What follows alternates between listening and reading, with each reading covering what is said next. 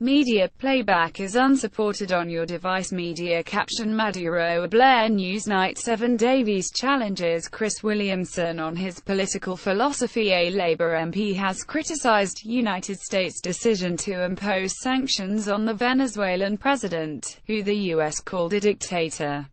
Chris Williamson said it would be better to facilitate talks between government and opposition.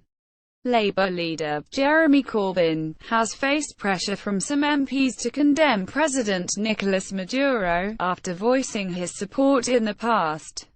The president has held a controversial vote for a constitutional assembly.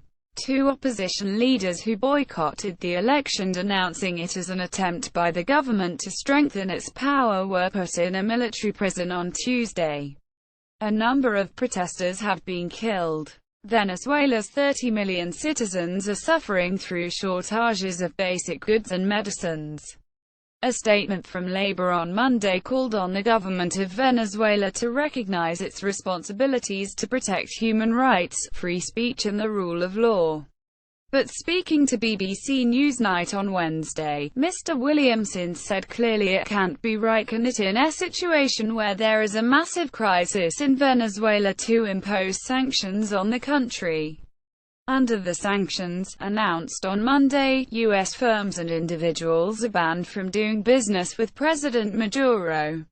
Surely it would be far better to try and bring the sides together, to facilitate talks and to encourage the right-wing opposition to stop these protests on the streets, Mr. Williamson added. 4 months of anti-government protests in the country has left more than 120 people dead. Foreign Office Minister Sir Alan Duncan condemned the disgraceful regime, adding, "If the United Nations were to apply sanctions, we would be part of that." Media playback is unsupported on your device. Media caption: Your video guide to the crisis gripping Venezuela. Mr. Corbyn has previously supported the Venezuelan government under both socialist Hugo Chavez and his successor Mr. Maduro.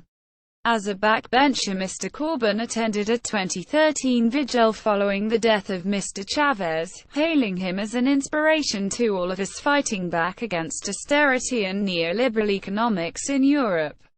Asked whether his political philosophy was closer to President Maduro's or Tony Blair's, Mr. Williamson declined to answer, but said when a government is doing good things, as they certainly were under Hugo Chavez, that's surely a good thing that we should celebrate.